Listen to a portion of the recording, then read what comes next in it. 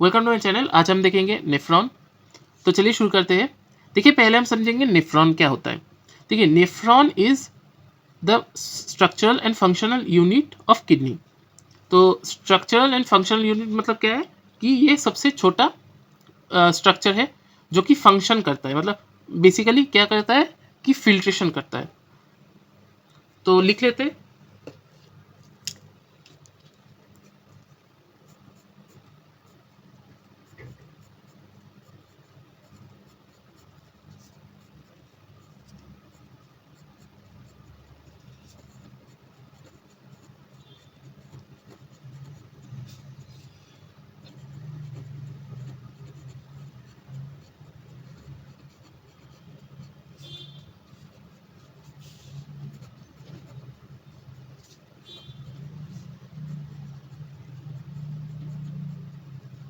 ठीक है, और ये ईच किडनी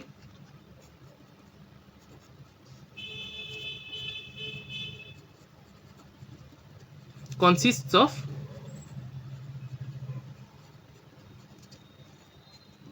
1.3 million नेफ्रॉन। मतलब ईच किडनी में 1.3 मिलियन नेफ्रॉन्स होता है। ठीक है, अभी आते हैं पार्ट्स ऑफ नेफ्रॉन में। तो बेसिकली हम इसको दो पार्ट में डिवाइड कर सकते हैं। पार्ट्स में देखिए, पहला जो पार्ट होगा वो होगा renal corpuscle.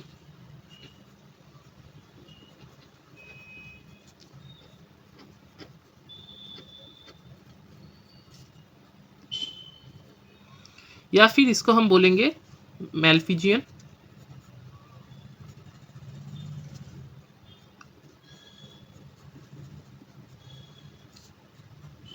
Corpuscle.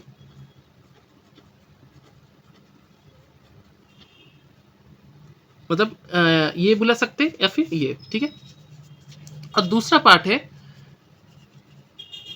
Renal tubule. ठीक है, अभी देखिए, रीनल कॉर्पसल को समझने के लिए इसको हम दो पार्ट में डिवाइड करेंगे। मतलब इसका दो पार्ट होता है। ठीक है, इसका दो पार्ट होता है।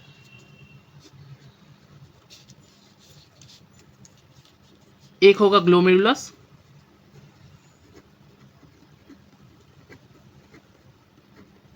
और एक होगा बाउमेंस कैप्सूल।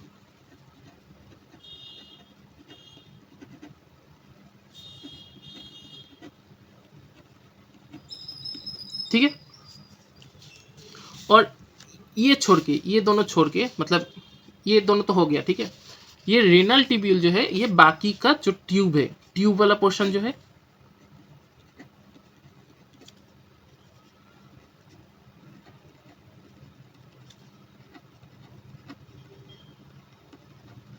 उसके उसके अंदर क्या क्या आ सकता है, जैसे कि proximal convoluted tubule, distal convoluted tubule, loop of Henle, ये सब आ सकते हैं। ठीक है, इसके बाद हम समझेंगे कि टाइप्स क्या होता है। ठीक है, ये नेफ्रॉन्स का टाइप्स। ठीक है, तो लिख लेते हैं टाइप्स।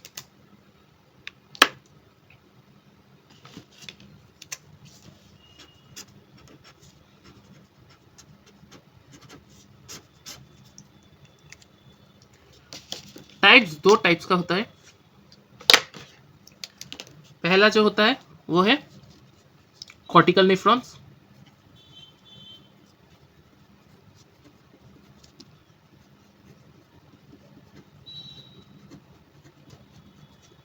या फिर इसको हम बुला सकते हैं सुपरफिशियल नेफ्रॉन्स।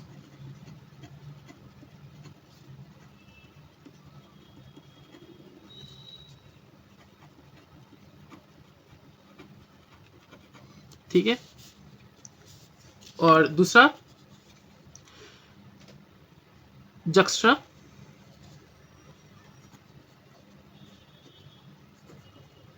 मेडुलरी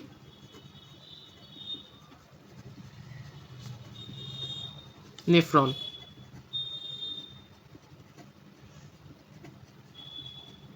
अभी हम ये दो पार्ट्स को डायग्रामेटिकली समझ लेते हैं।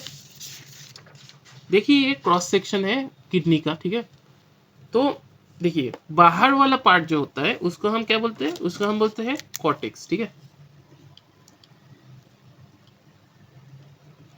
तो देखिए ये आउटर कॉर्टेक्स है, ये इनर कॉर्टेक्स है। तो इसको हम इनर कॉर्टेक्स, ये जो डॉटेड लाइन है, ठीक है, ये दो डॉटेड लाइन के बीच में इनर कॉर्टेक्स होगा।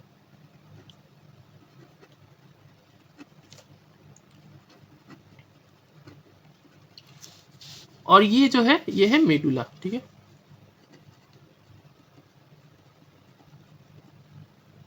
तो मेडुला क्या होगा, सबसे लास्ट में होगा, मतलब सबसे अंदर होगा, और कॉर्टेक्स सबसे बाहर होगा, ठीक है।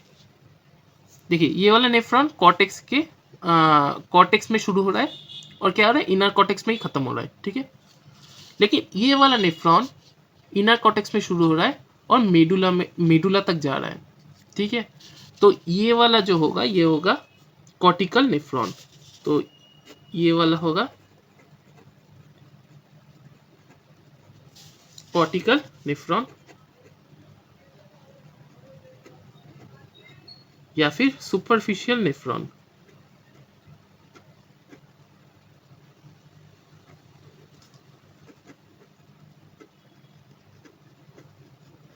अभी तक ये नाम समझ में आ गया होगा कि ये सुपरफिशियल नेफ्रॉन क्यों बोलते हैं इसको, क्योंकि ये कॉर्टेक्स की तरफ होता है, और कॉर्टेक्स क्या होता है, बाहर की तरफ होता है।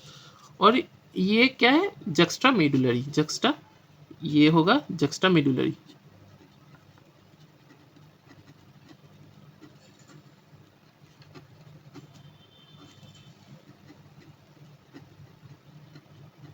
ठीक है, देखिए कॉर्टिकल नेफ्रॉन, कॉर्टिकल नेफ्रॉन ये होगा, ठीक है, जो कि शुरू हो रहा है, देखिए शुरू हो रहा है कॉर्टेक्स में, ठीक है, और खत्म हो रहा है इनर कॉर्टेक्स में। मतलब ये मेडुला तक जा ही नहीं रहा है, मतलब ये जो लूप ऑफ हेनले है ये छोटा होता है, ठीक है। और ये जक्स्टा मेडुलरी नेफ्रॉन क्या हो रहा है कि मेडुला तक जा रहा है, ठीक है। और ये है कलेक्टिंग ट्यूब्यूल, ठीक है। और ये इससे नीचे भी जा सकता है, ऐसा नहीं है कि ये इतना तक ही जाएगा, ये नीचे तक भी जा सकता है, ये लूप और नीचे तक भी जा सकता है, ठीक है। मैंने ये थोड़ा ऊपर ड्रॉ किया है, लेकिन ये नीचे तक भी जा सकता है, ठीक है। और ये कहाँ शुरू हो रहा है, कॉर्टेक्स और इनर कॉर्टेक्स के मतलब बीच में शुरू हो सकता है, कॉर्टेक्स में भी शुरू हो सकता है, इनर कॉर्टेक्स में भी शुरू हो सकता है। और ये नेनर कॉर्पसल कॉर्टेक्स और इनर कॉर्टेक्स के बीच में भी शुरू हो सकता है, कहीं पे भी शुरू हो सकता है, ठीक है। और इसको हम बोलेंगे कलेक्टिंग डक्ट,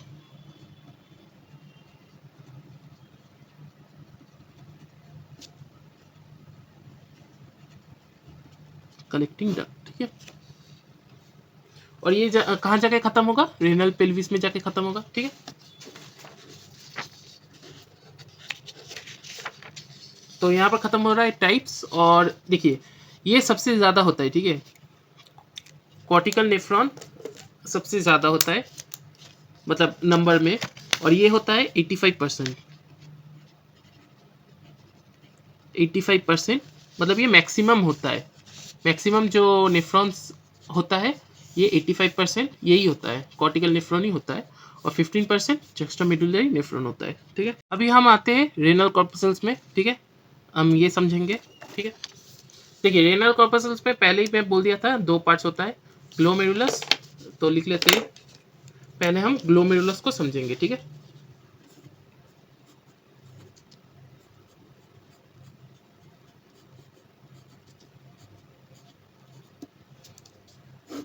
देखिए डायग्रामेटिकली हम समझ लेते हैं पहले। देखिए ग्लोमेरुलस को मैं, अच्छा पहले एफरेंट, ये देखिए ये होगा एफरेंट आर्टेरियल, ठीक है।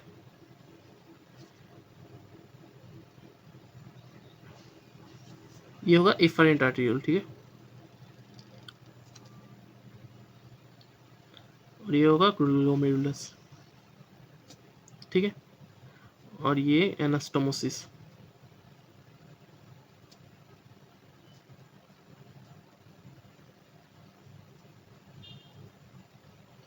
बेसिकली देखिए यहाँ पर क्या कैसे ब्लड फ्लो हो रहा है।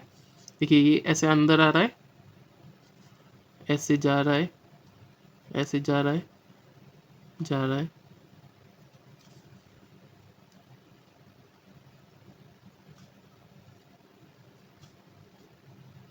तो ये होगा एफरेंट,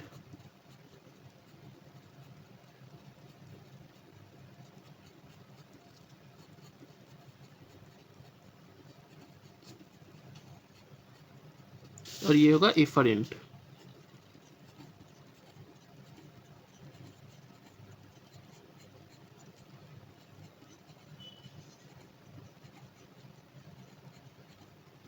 ठीक है, ये जो चीज़ है इसको हम बोलेंगे ग्लोमेरुलस। ठीक है, बस इतना सा ही चीज़ को हम ग्लोमेरुलस बोलेंगे। ठीक है, अभी हम देख लेते हैं कि बाउमेंस कैप्सूल क्या होता है, उसके बाद हम दोनों को एक साथ ड्रॉ करेंगे, समझेंगे। देखिए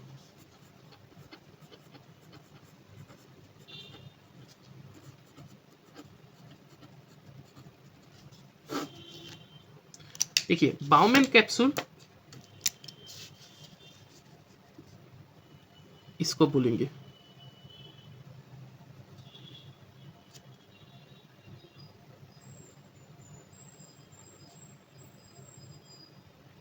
देखिए सिर्फ इस एरिया को जो ऐसे करके कप शेप का है उसको हम बोलेंगे बाउमेंस कैप्सूल।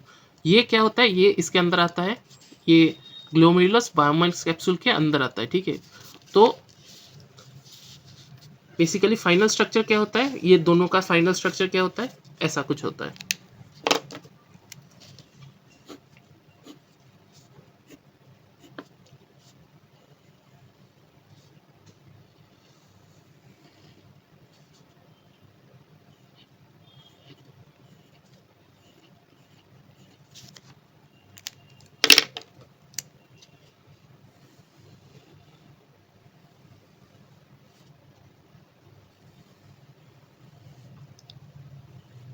इस पूरे को हम बोलते हैं renal corpuscle.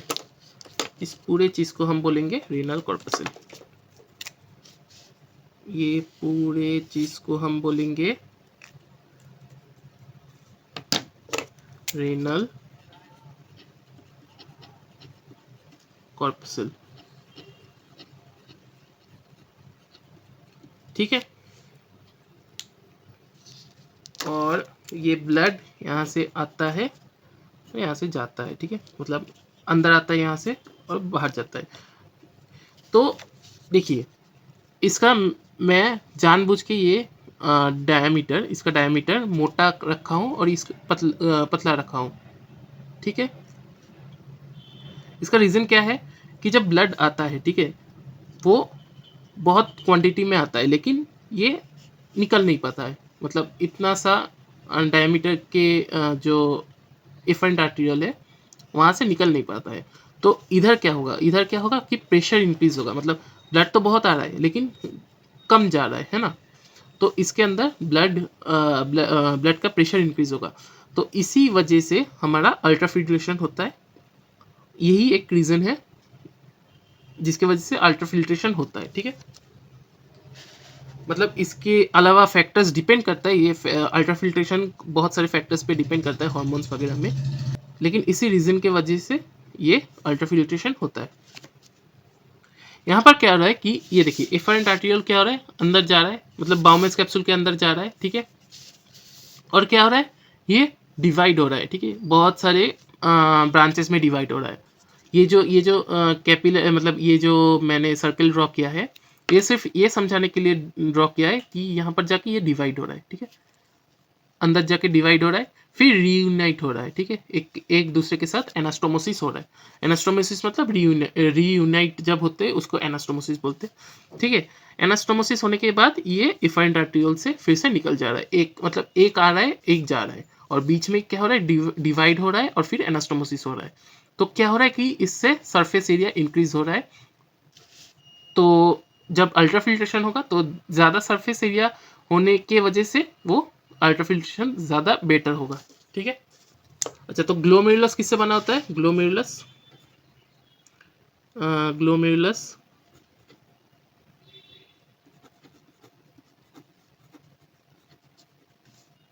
Made up of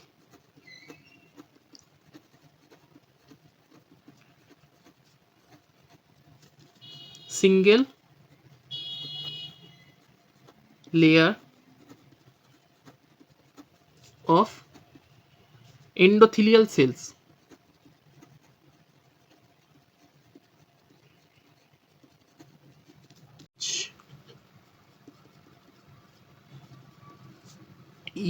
which are attached to basement membrane.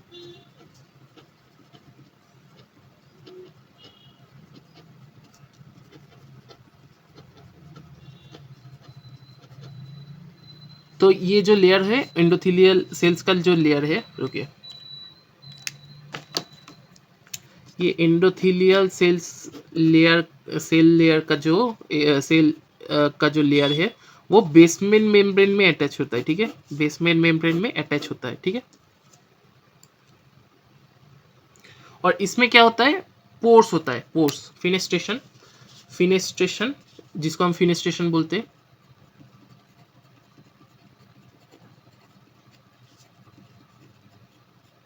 और filtration pore, filtration,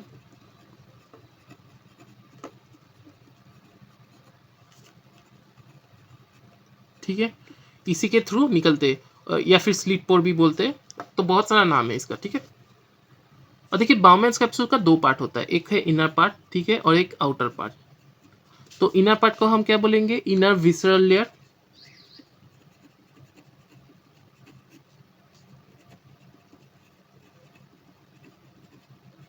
visceral layer, viscera मतलब ऑर्गन, ऑर्गन मतलब यहाँ पर ये इस चीज को हम ऑर्गन बोल रहे हैं, विसेरा बोल रहे हैं। तो इनर विसेरल लेयर, क्योंकि ये विसेरा से अटैच्ड है, मतलब ये ग्लोमेरुलस से अटैच्ड है, इसीलिए इनर विसेरल लेयर। और देखिए ये आउटर पैराइटल लेयर,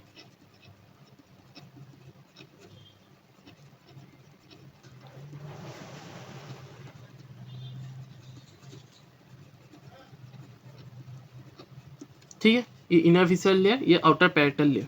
देखिए बाउमेन्स कैप्सूल का, देखिए ये फिल्ट्रेशन पोर का जो साइज होता है, ये साइज होता है 0.1, फिल्ट्रेशन पोर का जो साइज होता है, इसका साइज होता है 0.1 माइक्रोन, ठीक है। और ये जो बाउमेन कैप्सूल का जो डायमीटर होता है, ठीक है, ये डायमीटर जो है ये है 200 माइक्रोन, ठीक है, ये है साइज। और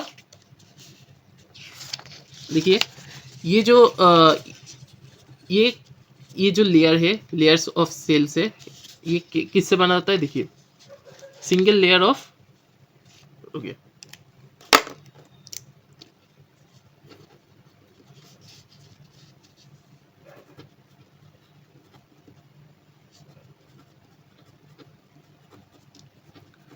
flattened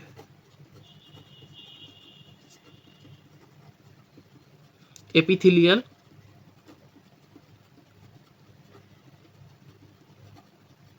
सेल्स, और इसके साथ भी बेसमेंट मेम्ब्रेन अटैच होता है, अटैच्ड विथ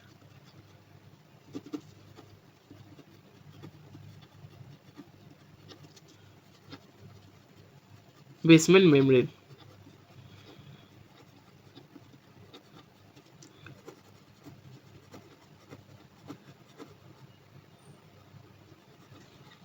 ठीक है, ये बेसमेंट मेम्ब्रेन में अटैच होता है। मतलब देखिए यहाँ का बेसमेंट मेम्ब्रेन क्या होता है, ये रुकिए, देखिए मैं ब्लू पेन ले रहा हूँ समझाने के लिए, ठीक है। ये देखिए ये बेसमेंट मेम्ब्रेन बाहर होता है, ठीक है, ये बेसमेंट मेम्ब्रेन है, ठीक है, ये ब्लू लेयर जो है ये बेसमेंट मेम्ब्रेन है, ठीक है, बेसमेंट मेम्ब्रेन। और यहाँ पर बेसमेंट मेम्ब्रेन क्या होगा, ये बाहर की तरफ होगा, ये यहाँ पर होगा, ठीक है। तो क्या हो रहा है कि देखिए ये दो जब अटैच हो रहा है तो बेसमेंट मेम्ब्रेन अटैच हो रहा है, ठीक है, ये देखिए ये बीच में जो है ये बेसमेंट मेम्ब्रेन है, इसके ऊपर एंडोथेलियल लेयर, इसके नीचे एपिथेलियल लेयर, ठीक है। और देखिए इस पोर्शन को हम थोड़ा बड़ा करके समझते हैं यहाँ पर, ठीक है, देखिए पहले क्या है, कैपिलरी एंडोथेलियम, ये एक ब्लड कैपिलरी है, ठीक है, मतलब ये इस पोर्शन को हम दिखा रहे हैं, मतलब ये ब्लड कैपिलरी है, ठीक है, यहाँ से ब्लड जा रहा है, ओके। ये कैपिलरी एंडोथेलियम है, एंडोथेलियम मतलब ये रहा एंडोथेलियल सेल्स, ठीक है, ये एंडोथेलियल सेल्स है, ठीक है। उसके नीचे क्या होगा, ये देखिए मैंने बोला है ब्लू से बेसमेंट मेम्ब्रेन, देखिए इसका बेसमेंट मेम्ब्रेन कैपिलरी सेल्स का बेसमेंट मेम्ब्रेन होगा, ठीक है। और फिर क्या होगा, बाउमैन कैप्सूल का एक बेसमेंट मेम्ब्रेन होगा, और ये दो अटैच्ड होगा, ठीक है। मैं ये सिर्फ डिफरेंशिएट करने के लिए मतलब दिखा रहा हूँ कि एक गैप है, वरना ये अटैच होता है, ठीक है। और उसके बाद क्या होगा, पोडोसाइट होगा। अच्छा, पोडोसाइट क्या है कि ये जो एपिथेलियल सेल्स हम बोले हैं, ये जो एपिथेलियल सेल्स है, ठीक है, इसका पेडिकल्स होता है, ठीक है। पेडिकल्स मतलब फुट लाइक प्रोसेसेस होता है, ठीक है। तो कुछ ऐसा होगा, पर्पल से हम ड्रॉ कर रहे हैं इसको, देखिए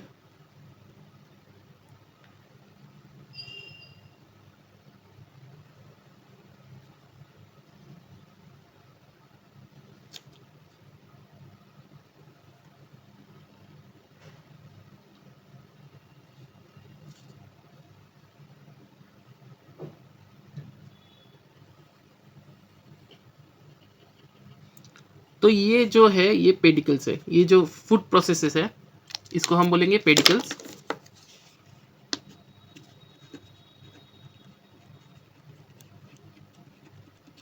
ठीक है। इसको हम बोलेंगे पोडोसाइट। बेसिकली क्या है ये पोडोसाइट, इसको हम एपिथेलियल सेल्स, मतलब एपिथेलियल सेल्स है जिसको हम बोलते हैं पोडोसाइट, क्योंकि इसमें पेडिकल्स है, ठीक है। और ये टोटल टोटल जो है ये जो मेम्ब्रेन है, ये जो टोटल मेम्ब्रेन बना है, ये जो टोटल मेम्ब्रेन बना है, ठीक है, ये लेयर से, मतलब बेसिकली पहला है एंडोथेलियल लेयर ऑफ कैपिलरी, उसके बाद बेसमेंट मेम्ब्रेन ऑफ कैपिलरी, और बेसमेंट मेम्ब्रेन ऑफ उसके बाद बाउमेंस कैप्सूल भी है, मतलब ये दोनों तो अटैच्ड है, मतलब ये एक सिंगल लेयर है, ठीक है। उसके बाद जो पोडोसाइट का एक लेयर बना है, ये जो तीन लेयर्स है, ये तीनों लेयर बन के बनता है फिल्टरिंग मेम्ब्रेन,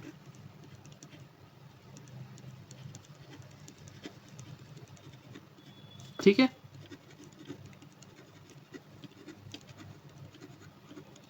ये तीन मिलके बनता है फिल्टरिंग मेम्ब्रेन, खत्म होता है।